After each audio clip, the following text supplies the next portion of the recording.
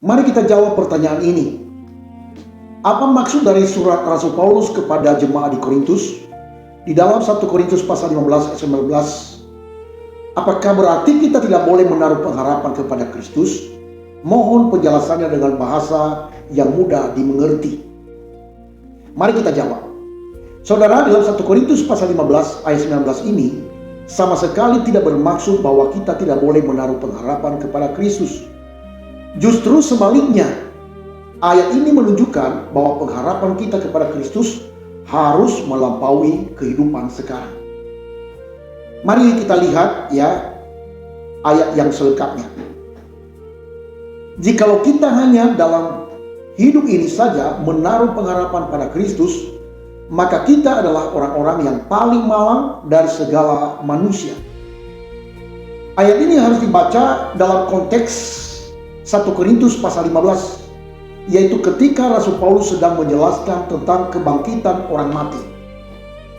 Pada waktu itu ada orang-orang di Korintus yang menyangkal bahwa orang mati akan dibangkitkan.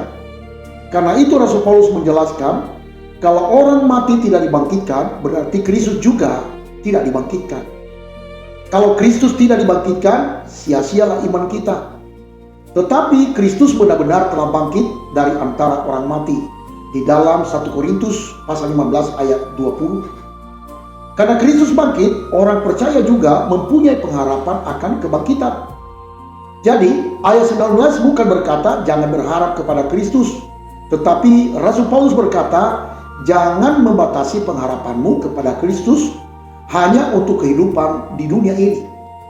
Untuk itu ada beberapa hal yang perlu kita pelajari di dalam pertanyaan ini yang bertalian dengan ayat ini. Pertama, apa maksud hanya di dalam dunia ini? Maksudnya adalah orang yang mengikut Kristus hanya demi mendapatkan keuntungan selama hidup di dunia. Misalnya, saya ikut Tuhan supaya kaya. Saya ikut Tuhan supaya tidak mempunyai masalah. Saya percaya Yesus supaya saya hidup selalu berhasil.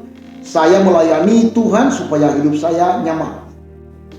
Kalau ternyata seluruh pengharapan kita hanya berhenti pada berkat, kesehatan, kesuksesan, kenyamanan, dan kehidupan sekarang, maka kita salah memahami iman Kristen. Sebab menjadi pengikut Kristus bukan jaminan bahwa kita tidak akan mengalami penderitaan. Bahkan Rasul Paulus sendiri mengalami penderitaan yang luar biasa karena Kristus. Hal yang kedua adalah pengharapan kita kepada Kristus jauh lebih besar daripada kehidupan sekarang.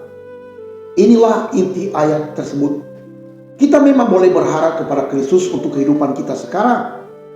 Berharap Tuhan menolong kita, berharap Tuhan menyediakan kebutuhan, berharap Tuhan memulihkan keluarga kita, berharap Tuhan memberi kekuatan, berharap Tuhan menyertai pelayanan kita. Tetapi pengharapan kita tidak berhenti sampai di situ. Pengharapan terbesar kita adalah Kristus telah mati, Kristus telah bangkit, dan kita yang percaya kepadanya mempunyai hidup yang kekal. Karena itu sekalipun kehidupan kita di dunia ini penuh pergumulan, kita tetap mempunyai pengharapan. Hal yang ketiga yang kita pelajari adalah, perhatikan ayat 20. Ini kunci pemahaman di dalam ayat 19 tadi. Rasul Paulus langsung melanjutkan begini. Tetapi yang benar ialah bahwa Kristus telah dibangkitkan dari antara orang mati sebagai yang sulung dari orang-orang yang telah meninggal. Kata tetapi sangat penting. Seolah-olah Rasul Paulus berkata, kalau Kristus tidak dibangkitkan, memang kita adalah orang-orang yang paling malang. Tetapi Kristus sudah bangkit, karena itu iman kita tidak sia-sia dan pengharapan kita tidak kosong. Jadi kebangkitan Yesus adalah dasar pengharapan kita. Itu sangat penting dan harus direspon. Bayangkan seorang mengalami penyakit berat. Dia berdoa, Tuhan sembuhkan saya. Dia tentu boleh berharap kepada Tuhan untuk penyembuhannya. Tetapi bagaimana kalau Tuhan belum memberikan kesembuhan dan akhirnya orang tersebut meninggal? Apakah pengharapannya kepada Kristus menjadi sia-sia? Tentu tidak. Karena pengharapan orang percaya tidak berhenti pada Tuhan harus menyembuhkan saya di dunia ini. Tetapi pengharapan kita berkata, Sekalipun saya menghadapi kematian, saya tetap memiliki Kristus. Kematian bukan akhir bagi orang percaya kepada Tuhan Yesus. Itulah pengharapan yang Paulus maksudkan. Apakah kita boleh berharap kepada Kristus untuk kehidupan sekarang? Tentu boleh, bahkan kita harus melakukannya. Kita boleh membawa semua pergumulan kita kepada Tuhan.